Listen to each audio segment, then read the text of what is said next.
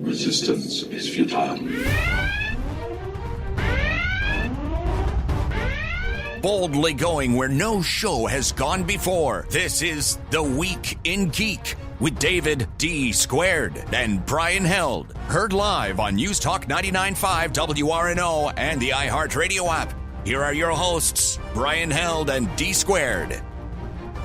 Greetings, people of Earth. This is The Week in Geek, your source for geek and pop culture news that's trending now. I'm your host, D Squared, along with Brian Held. Brian Held, how the hell are you, buddy? Man, I'm fantastic. I was out at the Christ the King Parish Fair all weekend long, being their MC, and I had a great time out there. It was a lot of fun. MCing? Yeah. I thought you'd be like in a dunk booth or something fun like that. No, that was our merchandise officer, Paul Marchiafava, was in the dunk booth. Was he really? Yeah, and I put him in that water, too. You go. I didn't think you knew how to throw. I know. I threw a baseball. It was crazy. All right, so let's lay out the show real quick. We'll open up the show with top nerd news and then two interviews. Yes, I know. Our first one is going to be with one of our musical guests from our party on May 4th, and that's Glitch Black. He's in studio with us, so we'll be talking to him in the second segment. And then we have in the third segment Mr. Derek Perkins. He is a voiceover actor. He is a audiobook narrator. That's right. Yeah, he wrote a book too, right? He wrote a book all about the process of audiobook narration, and we're going to talk to him all about it. And then we'll close out the show as we always, always do with This Week in Geek History. All right, well, let's get to it, man. All right. And now, your top nerd news stories from around the world, brought to you by the Viridian Tea Company. Find them on Etsy. And now, your top nerd news stories. All right, Brian. Well, apparently, we have some breaking nerd news in the local area about a scam artist. Yeah, it's crazy, man. So, this Facebook group popped up called Exposing a Scam, Saint Vader. Okay. Now, there's a number of different franchises, activities, and things that acquire superfans, people who go over and above. And, of course, the Saints is no exception. They have plenty of superfans who dress in great costumes. And this guy, Saint Vader, dresses like Darth Vader with the black and gold incorporated into his outfit. Yeah, right. Now, what's crazy is this group, in the period of a week, has gotten over 500 members to their Facebook page. And there's allegations that Saint Vader has been scamming some people. Okay. Right? Like how, though? Well, apparently he's gone out and told people that he's had tickets to games available, and people have sent him money, and get no tickets? They got no tickets. Now, what is this stuff I saw about masks? Like he's selling masks and then like an action figure or some crap? He ran a Kickstarter to get some funding to create fan masks. Oh, that's right. Yeah, he got raised. It was $500 and he raised $700. Yeah, he raised like $700. And then he allegedly started producing masks, but nobody's seen any masks. And nobody's gotten them. Yeah, and so there's a lot of people who are rightfully angry about this, that they paid their good, hard-earned money and have not received anything. Now, in this guy's defense, he, on his page has posted some pictures of the post office. Okay. He's shown packages that he's trying to send out. I don't know if he pulled that off the net somewhere, right? So he's saying that he's trying to get stuff to people, and people are being like, I've waited a long time, and I've seen nothing but excuses from the guy. Is this from like the football season just passed, or has this been going on for a longer period of time? Apparently, it's been like 2 to 3 years. Holy crap! Really? Yeah, and Okay, I'm sitting here thinking it might be like 6-7 months the dude ain't called you back. I mean, I do that to people all the time. I'm a terrible person. Right. But I'm not taking their money and not calling them back. Right, and I mean, there's a lot of information in this group. I don't want to speak too much to it, but there's concerns that he's had behavior like this in other communities. I did see something about he might have an attachment in another state. Exactly, an arrest warrant. Yeah, so that information is out there. I guess the hope that this group has is that the authorities will start to investigate this guy, right? I mean, it's not just one person who's mad at him. Right? Because that's, one person had contacted me originally about this, and I'm like, well, it's your word against his. Yeah, but when you get over 500 people who are like, hey, man, this guy jerked me around, all these people, then you may have a problem. So hopefully the authorities will pick this up and start to investigate.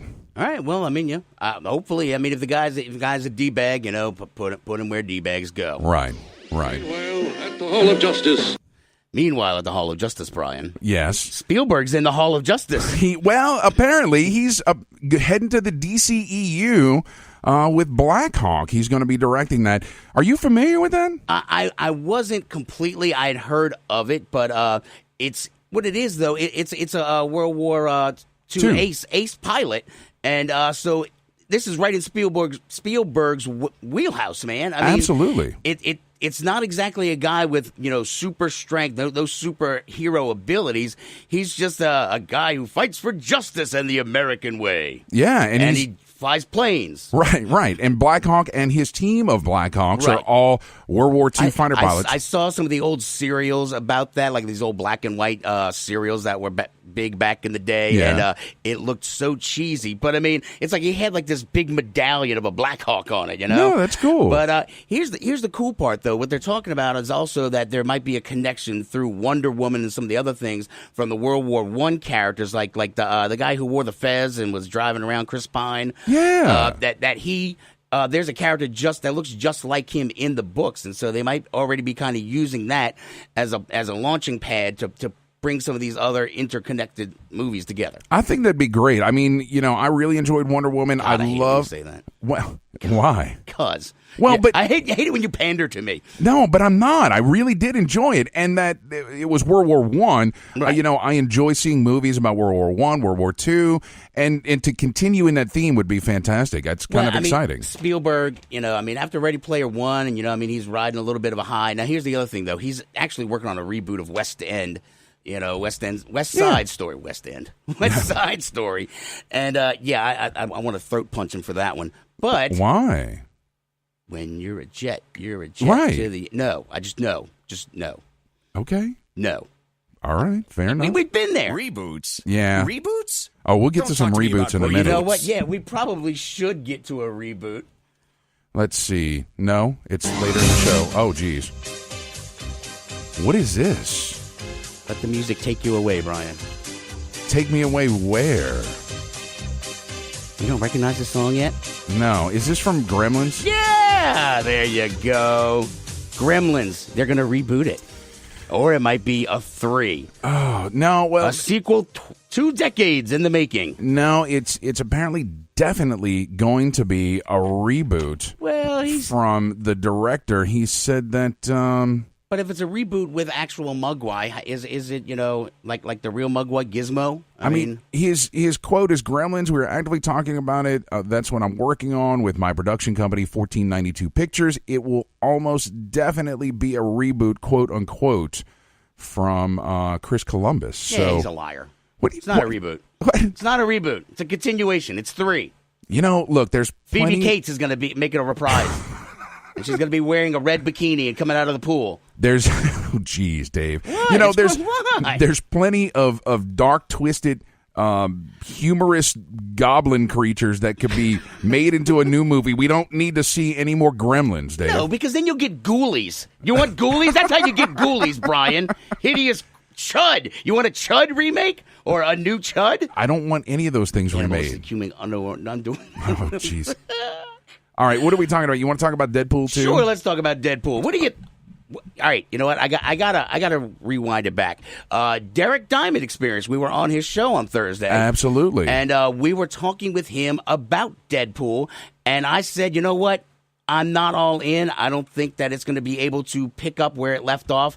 There's only so many masturbation jokes that can be made. Right. But the last trailer that dropped that has him interviewing, Domino and some rando who's, like, what's your superpower? None? Oh, you're in. You're in. Oh, yeah, because he showed up for the interview, and right. 90% of the job is showing up. Yes. Yeah. And so, I mean, with all that and some of the great, he's screwing with Thanos, what the hell's his real, Josh Brolin. Oh, Cable.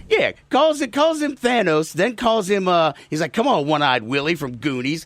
And then he even did the whole Wolverine Origins thing where when he was Deadpool, he's doing a little sword, ching, ching, ching, ching, splits the bullet, then gets shot. He's like, wow, those are really fast. So I am on board now. I think this movie is going to kick wholesale ass now. So with our Twig Radio Twitter account, I started following Peter W., and that is the guy who showed up for the job. Okay. Yeah, right. And it's comedy gold. right? I mean, he's just got all of these crazy tweets, and he follows all of these beekeeping Twitter accounts. It's so strange. Yeah, so it's good stuff. You need to check that out. But actually, the Deadpool 2 director David Leitch to helm the Division movie. That's what we had on our list. Tom Clancy, like the Division video game? Yes. Yeah, they're Ubisoft's upcoming adaptation of the post-apocalyptic video game The Division has found a director. It's so hard for them to get those right. I mean, I was so high on Assassin's Creed, and they crapped the bed on that, you know? They totally did. That was a travesty of a movie. So, I don't know. The Division had some good storytelling features, but I got a feeling it's going to kind of turn into Red Dawn meets, I don't know, Green Zone. Yeah. Yeah. You ever heard of Green Zone? No. All right, moving on. DC's Birds of Prey film moves Suicide Squad 2 out of the 2018 window. Yeah. Why? What do you mean, why? I don't know. I really don't even want a Suicide Squad 2 movie. I really don't. No, I don't think anybody does. No. Look, the Birds of Prey thing, I mean, they're really just trying to capitalize on every little girl wants to be Harley Quinn now. And so, you might as well go with what works. And apparently they were blown away by your girl's script for Birds of Prey that they decided to push back Suicide Squad and make this movie because they think it's a great idea to do like what Marvel did and introduce a character in one of their tentpole movies and then make the spinoff like they did with Black Panther. Right, so they want to introduce Batgirl in Birds of Prey, and maybe that'll work. Yeah, but I mean, if they could just write something good. They're not. They're not going to. We've been through this. They're not. All right. Unless it's a cartoon, they can't get their crap together. Apparently. What's next? Scientists have created programmable, shape-shifting liquid metal. I know, man. Terminators. It's all coming to fruition, man. Maybe not yet. This is only two-dimensional, right? So that's how it starts. Well, true, but it is actually pretty ingenious that they could take and create circuits, right, that can reposition themselves. I guess, however you program liquid metal like mercury. The other thing, I sent you the article while I was actually driving into the studio. They're actually going to be able to start like making sperm from bone marrow. Did you get that email? I did get that email. Like a father died, and so they were able to extract the bone marrow and make sperm so that she could have a baby with her dead husband. Yeah. What? It's not as creepy as it sounds. Why'd you have to go there? What? I'm talking about the joy of life. Life finds a way. That's when the screaming starts. Life finds a way. Science. We're all about, coulda, not shoulda. Exactly. All right, man. What we got before we go to break? Last thing, of course, is Austin Powers star Vern Troyer died at 49. That sucks, man. It does. I still believe that there's no... they haven't released any information about what the cause of death was, but we do know that the poor dude had some serious substance abuse issues. And he was very depressed. Yeah. Yes. So there is help out there. Do you know this song? What? Is that Mask? It is Mask. Yes. So Hasbro is making this movie. This is going to be their Kickstarter for the G.I. Joe movies and the new reboot of Transformers. I can't speak today. You cannot. Shut up. All right, you ready to go to break? Yes. All right, guys, when we get back, we're going to have our special in-studio guest, Glitch Black. Stay tuned. You're listening to The Week in Geek on News Talk 99.5 WRNO. You've waited for it, and now it's here. Get your very own Week in Geek Radio Show t-shirt and help support our show. These 100% cotton black t-shirts with the Week in Geek Radio Show logo are going fast. So don't wait. Go to twigradio.com and order your shirt now. Just go to twigradio.com and get your very own Week in Geek Radio Show t-shirt. $15 up to XL, $17 for 2X and 3X. That's twigradio.com. Friends, is your morning tea just not your cup of tea? Then try the tea blends of Viridian Tea Company. At Viridian Tea Company, they sell blends guaranteed to make you think outside the box. With such blends as My Enemy's Tears, Goth Librarian, Cyberpunk, and many more, your tea experience will be out of this world. Look for the blends at Tubby & Coo's Mid-City Bookshop, located at 631 North Carrollton, or on Etsy at Viridian Tea Company. Try Viridian Tea Company today. Your taste buds will thank you. Black Tie Tans, the premier mobile spray tanning professionals of New Orleans. Black Tie Tans will come to you and give you a natural glistening glow on the go. First-time customers get 20% off their first tan. Find them on Facebook at Black Tie Tans or email them at blacktitans@gmail.com to set your appointment. Going to a wedding? Going out to the club? Black Tie Tans will give you the look you need. Black Tie Tans. Tell your pale friends. Friday, May 4th at Southport Hall, the Week in Geek radio show celebrates 5 years on the air with a blowout geek music party. Glitch Black, Billsbury Flowboy, and the Consortium of Genius will be bringing the best in nerd rock. Also, we're having a charity raffle for geeks empowering extraordinary kids. That's Friday, May 4th at Southport Hall. Doors open at 7 p.m. Only $5 in advance and $10 at the door for this special event. Get your tickets for the Week in Geek radio show's anniversary celebration at ticketfly.com. Now, back to the Week in Geek on News Talk 99.5 WRNO with David D. Squared and Brian Held. Tell your friends. Tell your enemies. Yeah, you'll definitely want to tell your enemies. Welcome back. This is the Weekend Guy, where we hate the voice guy. What? I hate him. Come on. Okay, no, maybe I sort of like him. I like him when he's drunk. Yes. I love him when he's drunk. He's good when he's drunk. All right, Dave.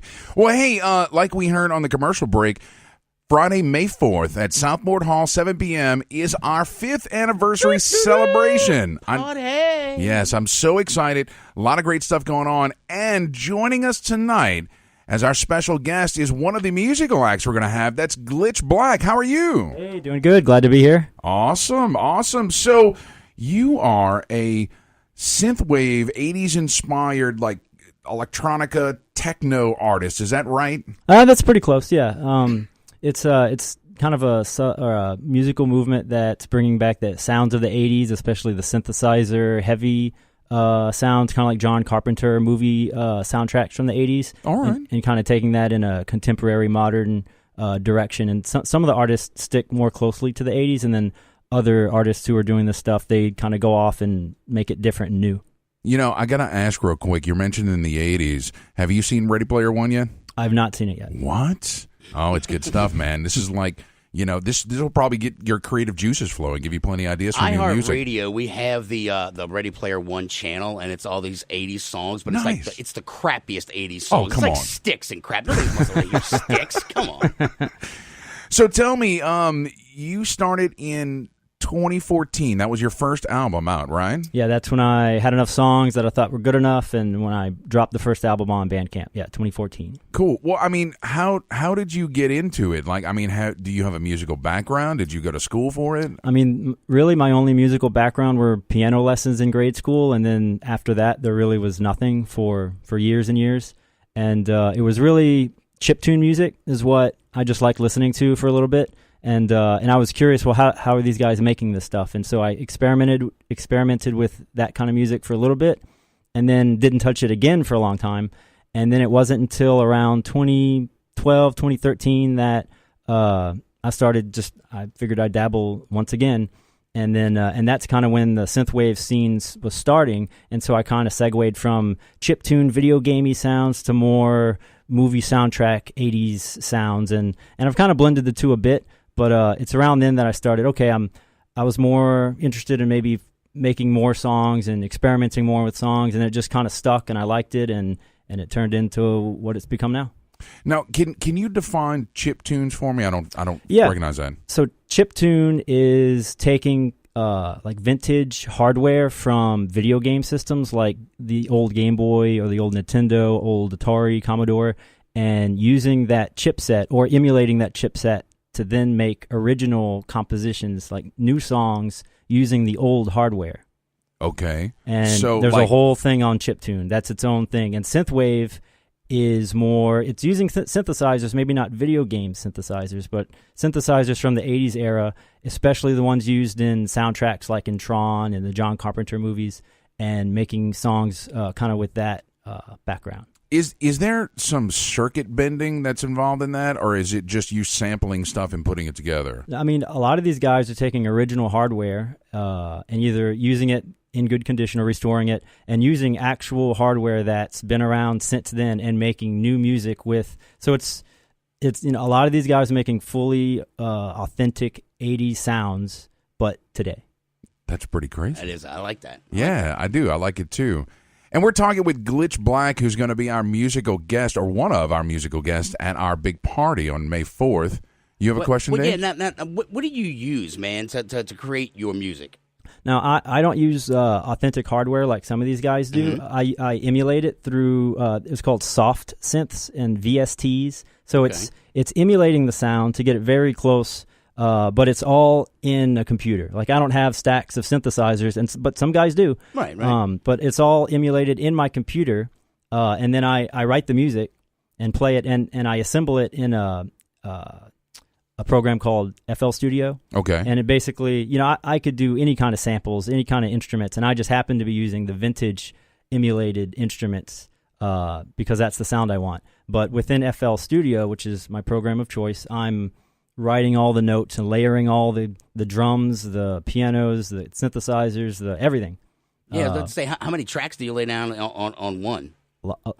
Sometimes it's a lot. Really? Yeah. 30 plus. Holy crap! At the most, just lot. And it's not like one layer is playing through the whole song. You might have this part here, and then, or a certain instrument at the beginning, and maybe that's it. And then maybe you have one that comes in at 1 minute, and then 3 minutes. But layering all those stacks together, you have your drums, your bass, your leads, just everything stacked together.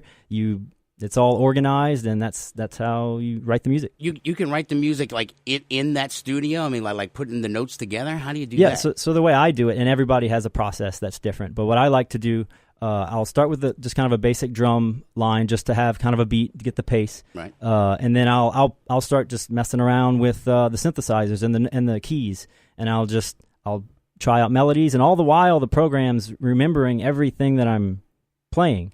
And so let's say that's handy. I find a sequence or a pattern that's like, oh, that sounds good. I like that. That's catchy. Then I stop playing, and I can then say, okay, print out all the notes I just played.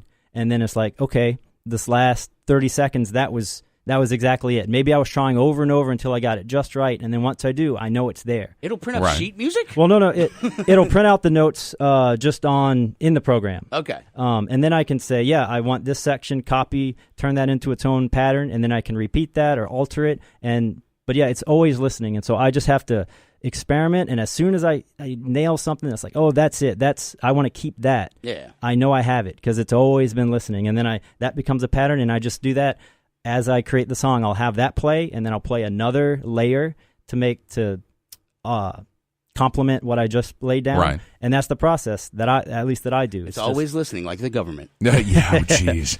With less consequences. Now let's shift a little bit, right? I went and saw MC Chris a while ago, and I was a little bit put out, right? Because the guy, he's a nerdcore rapper, and he got on stage with his laptop and was simply rapping over his own tracks that he had created at home that he left his vocals in, right? Which was kind of deal. But, that's not you. You have this whole stage show, right? Like, tell me about... Man, you just threw that other dude right under the bus, man. Yeah, cold-blooded. I thought I wasted my money. I wanted my money back. Damn. Yeah. I guess he'll never be on the show. Well, I guess not, no. But anyway, so tell me about your stage presence, because I know it's big. Yeah. So I'm fortunate that I also, besides the music, I like to make visuals. Like, I like to render 3D renderings, and those two have kind of a retro vibe. Like, it looks like something you'd see from an 80s movie, but with, it's amped up because, the processing power of today, you can do more with it. God. But it has that 80s feel. And basically, I make those renders anyway because I just like doing that. And so over time, I amass a bigger and bigger library of these looping, and a lot of them loop renders.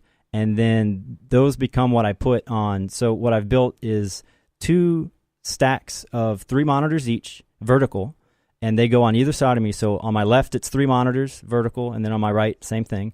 And those are showing visuals for each song. And each song has, so all the visuals are timed to each song. So each song is its own experience. Mm-hmm. And then I have one, and then the middle screen is the projector behind me. So it's visuals flashing, playing all around. And it's not just the screens, but you have a costume that you wear, right? That's right. So whenever I was first when I first got the opportunity to play live, I knew, okay, I need to make this visual because that's what people want to. They don't just want to hear the music; they want to have an experience. Exactly. Yeah. And I knew I wanted kind of a suit that lit up, kind of like Tron, like a Tron inspired vibe. Yes. I like him.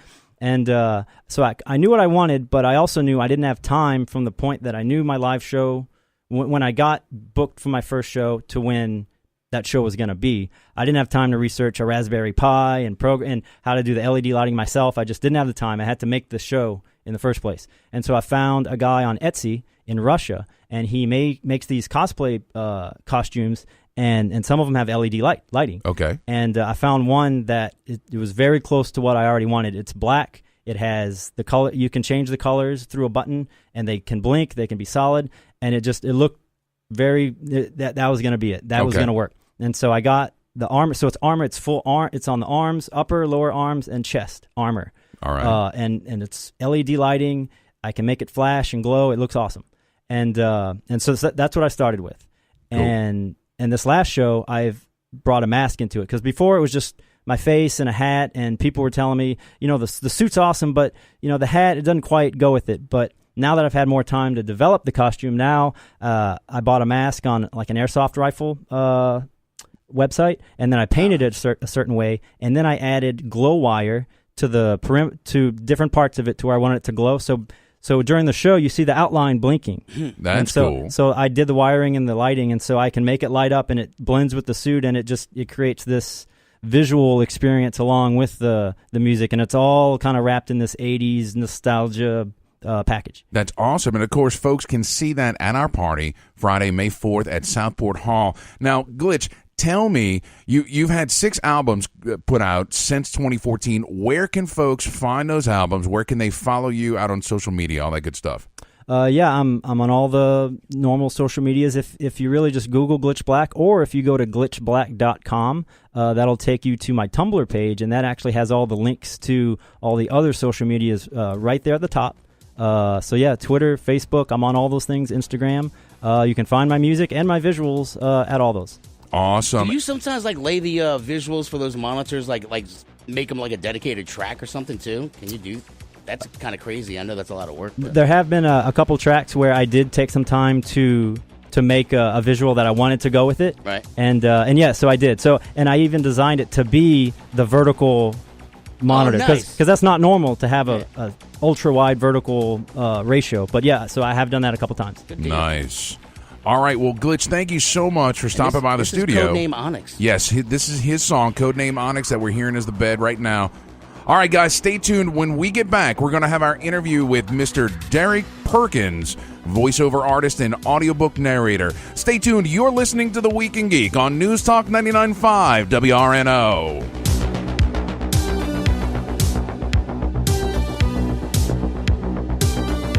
Friday, May 4th at Southport Hall, the Week in Geek radio show celebrates 5 years on the air with a blowout geek music party. Glitch Black, Pillsbury Flowboy, and the Consortium of Genius will be bringing the best in nerd rock. Also, we're having a charity raffle for geeks empowering extraordinary kids. That's Friday, May 4th at Southport Hall. Doors open at 7 p.m. Only $5 in advance and $10 at the door for this special event. Get your tickets for the Week in Geek radio show's anniversary celebration at ticketfly.com.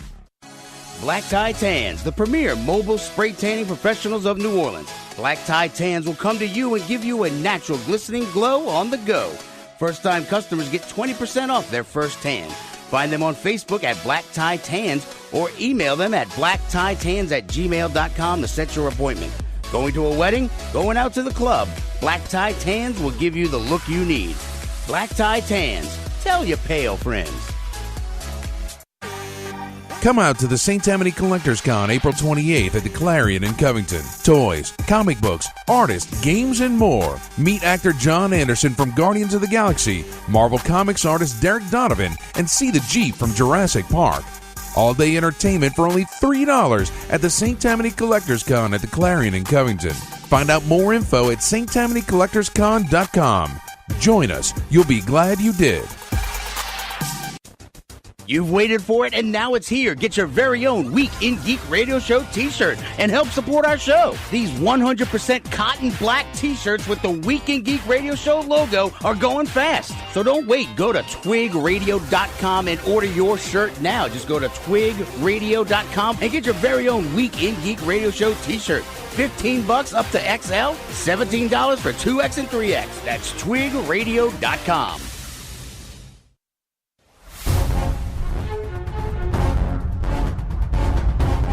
This is Kate Mulgrew for the Week in Geek. Just kidding. It's Mary Elizabeth McGlynn, the Major from Ghost in the Shell. Listen, or the Tachikomas are going to get you. This is Brian Held with the Week in Geek Radio Show on News Talk 99.5 WRNO. And I'm joined by a very special guest, Mr. Derek Perkins. How are you, sir? I'm well, Brian. How are you? I'm wonderful. Now, we've brought you on to talk about your profession. You are an audiobook narrator, a voiceover artist, and award-winning at that. You've got an Audie, which is the Oscar of the audiobook world, and a number of other awards. I'm super impressed. Well, thank you so much. Yeah, it's been quite the journey. I really didn't get into this until about 2012 or so. And things moved pretty quickly. The industry was taking off, and I was fortunate to be in the right place at the right time. Attracted a little bit of interest from a couple of publishers. And before I knew it, I was starting to get some nominations. And one of those, as you mentioned, turned into the Audie that I won in 2016, actually for a romance novel. Oh, nice. Yeah, you know, it's a little unusual because a lot of the romance books are read by female narrators. So I thought that was a little bit special. But yeah, I was absolutely thrilled to get it. You know, it just means a lot to me. So it's always great to know there are other people who think you're doing a good job. Now, do you have a background in audio? Is this something that you've been doing for a long time? You mentioned 2012 is when you got your first book started. I mean, how long have you been doing this? Well, that's pretty much it. I mean, I volunteered years before that for a short while with a group called Reading for the Blind and Dyslexic. And I also volunteered more recently for the Perkins School for the Blind, locally here in Boston, Massachusetts. No, it's very recent. Now, you know, I've been interested in everything to do with the spoken word, both singing and speaking, for years and years and years. And I've always absolutely loved reading. But it wasn't really until I got laid off, actually, a number of years ago, 2007. And that kind of really put me on the path of thinking, look, I need to do something that's really in line with where I think I'm going to be enjoying it most, and also where I think I've got some skills. So that set me on the path. And yeah, so it has been relatively recent. I mean, no great experience before then, unless you count high school plays. Right. What a novel idea to actually have a profession that you actually enjoy, right? What a dangerous concept, eh? Right. Yeah.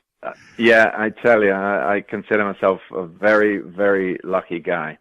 Now, you have over 270 books to your name that you've done across a number of different genres. What's your favorite genre to work in?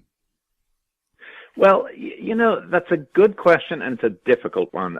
The slightly glib answer I'd give you is I like any genre where the book is well written. It really, really helps. But, you know, having said that, I enjoy doing nonfiction stuff. I do a lot of history books. I've done a few mysteries. I've done some romance. But I also do a lot of fantasy, and that's a genre that's great when it's really well done. And in fact, one of your guests you had on a short while ago, Brian Anderson, I narrate, I've had the good fortune to narrate a number of his books, and he's got a series called The Godling Chronicles, and I'm just about to start on the latest book in that series called Journey of Fate. And Brian's books are always great fun. They're really interesting, great to read. So I'm looking forward to this one. This is book 7. Oh, wow. Believe. And so that's a genre I really, really enjoy.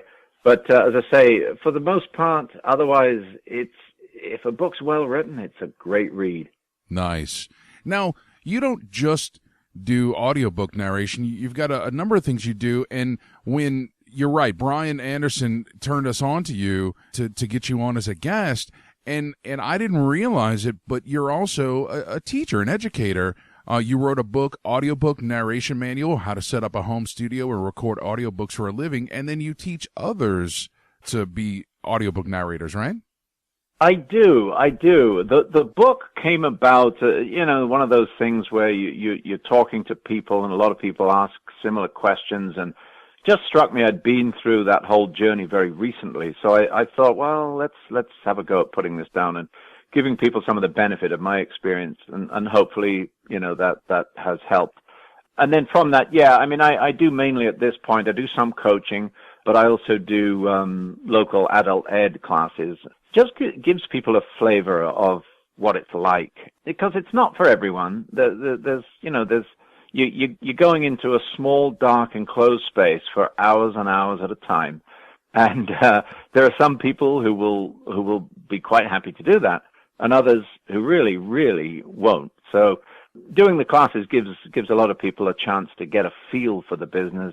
And, and again, I'm very, very happy to be passing on what I've learned and helping other people to think about this great, great industry.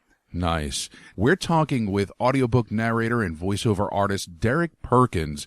Now tell me, sir, some of the titles, you're always working on stuff. You're always putting out new products, and you have some new ones that are coming out you wanted to talk about. Yeah, the one I mentioned just now, The Journey of Fate by Brian Anderson, that's one of the ones that I'm working on or will be starting in the next week or so. There's another series that I've just been working on recently. I'm going to do the second book on that. It's called Pentamuria, the series. And the second book is called Ringwall's Doom. And I recently finished a 5-book series that was just an absolutely fantastic experience. And, I like it when you've got these series of books, because you really get a progression that goes from one to the other. So that was a good experience too. But, these two coming up, I'm looking forward to those. And they're, as I say, they're continuations of existing stories. So that's always really exciting to see where the authors are taking the characters next and how the plot develops and so on. Never ceases to amaze me how these guys get twists and turns in their plots to keep things lively. Oh, absolutely. Now, you're listed as a voiceover artist as well. How different is that from the audiobook world? I'm guessing it's a different mindset. You're delivering in a different fashion? Yeah, you're absolutely right. The way I like to explain it to my classes and students is, look, you can do any number of analogies, but one of them I like is the marathon and the sprint. And, reading audiobooks is really like a marathon. Doing voiceover work is really like a sprint. When you're talking about an audiobook, you're dealing in chapters and pages and sentences and sentences. When you're dealing in voiceover, you're really dealing in very, very short, almost single words, but certainly phrases and sentences, at the top. And the other differentiation I draw is when you're in audiobook narration, you're really storytelling. But when you're in voiceover, you're really selling, because voiceover, 99% of the time, it's about selling something to somebody. All right. Whereas, audiobooks, you're telling a story, whether it's fiction or nonfiction. All right. No, that's fair. For those aspiring voiceover artists out there, those people who are interested in making some headway in that space, what's your number one piece of advice for those folks? I think the best advice I would give them is not to wait too long before they get started, in the sense that, a number of people I know would like to get into it, but they feel like they have to have everything perfect before they get started. So my advice would be, get started, get on one of the online websites, sites like ACX, that you can put your samples onto. Use the cheapest equipment that you can afford, whatever it takes. But get recording, and record as much as you can, as soon as you can, because that's the only way you're really gonna know if you like the feel of this whole thing, but B, also, if the only way of really getting good, like everything else, there's no secrets here. It's just a question of the more you do, the better you get. And one of the great thrills I had, while ago was one of the authors I work with. She commented to me, your latest book, it's so much, you're just reading so much better. It was a nice compliment. It's a nice way of saying, you're much better than you were. Nice. And then that's just what I'd say to people. That, don't be scared, jump in, but read and record as much as you can. No, that's fair. That's great advice. Now, we are getting close to a commercial break, so where can folks find you out on the net? Where can they keep up with all of your work? Well, I have a website, thederekperkins.com. I had to put the in because there is another Derek Perkins, believe it or not. Okay. So there is that. I'm also on Facebook and Twitter. My Twitter handle is @DerekP, DERECP.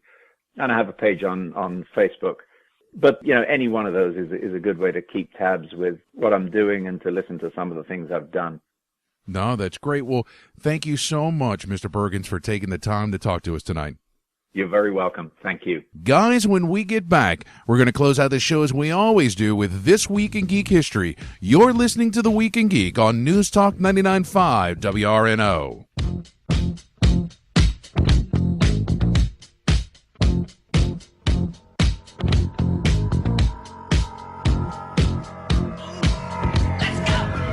Do you have a message or logo that you need the world to see? Then rely on the folks at Gretna Signworks to use their expertise to deliver your design. With over 15 years in business, Gretna Signworks can do commercial and yard signs, banners, screen-printed t-shirts, magnetic signs, vehicle graphics and lettering, and so much more. Gretna Signworks also has an exceptional network of suppliers, so no job is out of scope. Find Gretna Signworks on Facebook or visit them at 2125 Bell Chase Highway today. Friends, is your morning tea just not your cup of tea? Then try the tea blends of Viridian Tea Company. At Viridian Tea Company, they sell blends guaranteed to make you think outside the box. With such blends as My Enemy's Tears, Goth Librarian, Cyberpunk, and many more, your tea experience will be out of this world. Look for the blends at Tubby & Coo's Mid-City Bookshop, located at 631 North Carrollton, or on Etsy at Viridian Tea Company. Try Viridian Tea Company today. Your taste buds will thank you. You've waited for it, and now it's here. Get your very own Week in Geek Radio Show t-shirt and help support our show. These 100% cotton black t-shirts with the Week in Geek Radio Show logo are going fast. So don't wait. Go to twigradio.com and order your shirt now. Just go to twigradio.com and get your very own Week in Geek Radio Show t-shirt. $15 up to XL, $17 for 2X and 3X. That's twigradio.com. Friday, May 4th at Southport Hall, the Week in Geek Radio Show celebrates 5 years on the air with a blowout geek music party. Glitch Black, Pillsbury Flowboy, and the Consortium of Genius will be bringing the best in nerd rock. Also, we're having a charity raffle for geeks empowering extraordinary kids. That's Friday, May 4th at Southport Hall. Doors open at 7 p.m. Only $5 in advance and $10 at the door for this special event. Get your tickets for the Week in Geek Radio Show's anniversary celebration at ticketfly.com.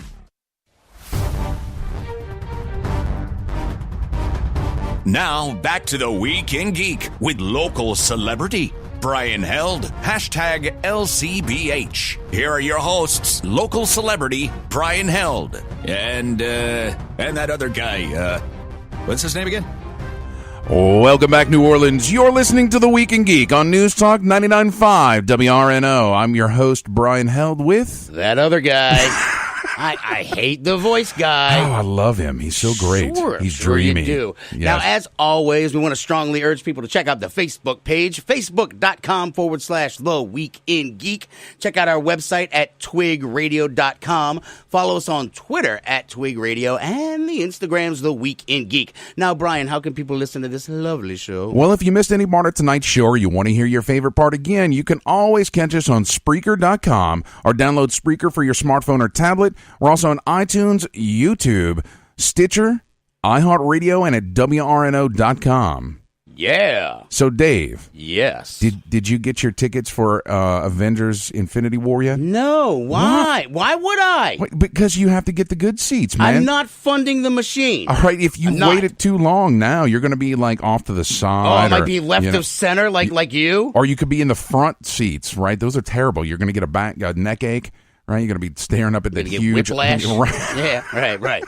All right. No, I would just wait and go later. I don't really need to have to go on opening night. You do, because we have to report about it on the show. Okay, but our show is on Sunday nights. It opens on Thursday. All right. Good Lord. Act like 4 days I'm not going to be able to squeeze it in? All right. It's fine. Man, why you busting my balls? You're unprofessional. It's fine. Kiss my ass. All right. That's unprofessional. Let's close it out. No, right now, but also we got on this tangent with Derek Diamond. Where do people find that podcast? We were with him on Thursday. Yeah. And it was a good time. It was a nice, candid look at us behind the scenes, and I got to curse, and I was very happy about that. Well, right. So Derek Diamond it's the Derek Diamond Experience is his podcast.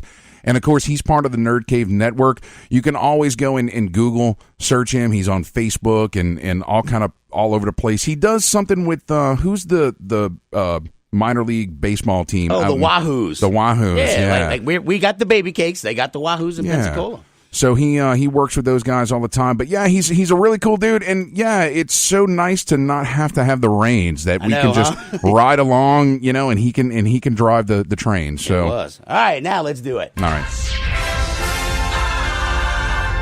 This week in Geek History. We're sending you back to the future! Yes! Oh my God! This Week in Geek History is brought to you by Jezebel Johnston, Devil's Handmaid by Nancy Hansen, read by Brian Held. Available on Amazon, Audible, and iTunes. This Week in Geek History. Yes! Oh my gosh! Da-na-na, da-na-na. Wow. All right, Dave. You ready for my first item? Sure. It's on April 16th, 1981. After being canceled by NBC, I love this. I had this toy. Yes. The final episode of Buck Rogers in the 25th Century, starring Gil Gerard, airs on NBC. It was good stuff. Yes. Dude, I loved watching the show as a kid. What was that guy's name? The little midget robot. He had like a chrome dome haircut almost. Yeah. Oh man, I was just starting to think about it. Then you asked me, and then it drove it out of my head. So. What about Duck Dodgers in the 24th and a half century? Let's see. It was Twiggy. Is that Twiggy? Twiggy. Twiggy? Yeah, Twiki. No, Twiggy. Twiggy, Yeah, that's it. Twiggy was like some disco dancer or some crap. She was a model, I thought. Yeah, right. Yeah. She was a hippie. Yes. But, anyway. So Good stuff. Good. When did V come out? V? Yeah. Sometimes in the 80s, that was that miniseries. Yeah, they should reboot that. They already did. They should reboot Buck Rogers. They should reboot Battlestar Galactica. Quit it with. Okay, what's next? All right. This is an old one. You're so easily flustered. Yeah, I am. April 17th, 1397. In the court of Richard II, Geoffrey Chaucer recites the Canterbury Tales for the very first time. Oh, nice. And then we all had to read it. Thanks. Thanks, Chaucer. Yeah, well, And then he stars in A Knight's Tale. What? Yeah. Oh, that's right. Yeah, that was lame. That was What? so bad. What, the joke or the movie? No, I loved the movie, actually. I did. Yeah. There's nothing like watching knights in jousting armor and hearing Queen in the background. Yeah, absolutely. It was a good movie. Stuff. Yes. All right, this one ties into something that happened earlier this week, April 18th, 1938. Is the publication date for Action Comics #1. It's the very first issue of the original run of the comic book series Action Comics, and it was the first appearance of Dave? Superman? Yes, Superman. Okay, yeah, I know. I was confused for a minute. No, and they just had the 1,000th episode issue, and that's what I was going to say. It tied into issue 1,000 just came out earlier this week, and I have it at the house. I haven't had a chance to paw through it. But I don't even think I'd bother reading it. I'd buy it just to have it. I mean, I had the Death of Superman issue. Well, you're supposed to read them, Dave, and that's why you get them. No, you don't break the spine, Brian. Right, and don't then crack them. You put them in the bag, and you look at them from afar. And then, like Kevin Just Smith like says, a pretty flower. Don't touch it. When you're done with reading them, you rip them right in half. Right? That's what Kevin Smith does. You didn't know that? That's why he had a heart attack. Serves him right for ripping up comic books. Bastard. That's a reference to Comic Book the movie. Go watch it if you haven't seen it. It's good stuff. All right. Are you in it? I am not. Well, then I'm not going to watch it. Well, thank you. Screw you, Hollywood. Yes. All right. April 19th, 1973. We'll see if you can guess this one. Oh, I hate you. All right. Directed by Richard Fleischer, starring Charlton Heston, Leigh Taylor Young, and Edward Robinson. All right. Is it Soylent Green? It is Soylent Green. Wait, that wasn't in our top nerd news either. I sent you that article. You did send me that article. Walmart now sells Soylent. Yes, it's been Soylent Green is people. Soylent Green is So, people. Soylent has long been a meal replacement or a meal supplement that's been available online, but they made some big distribution deal, and now it's being distributed in all of the Walmarts, so you can get it. But it's just like this bland white envelope pouch looking thing. I mean, it needed to be green. Well, no, it's if it was Soylent Green, then they would have faced probably copyright issues. Well, so it's Soylent. So they could just use Soylent? Yeah. What does Soylent mean? I don't didn't put bother your phone to down. Let's keep going. All right. Let's see. Next on my list, April 20th, 1841.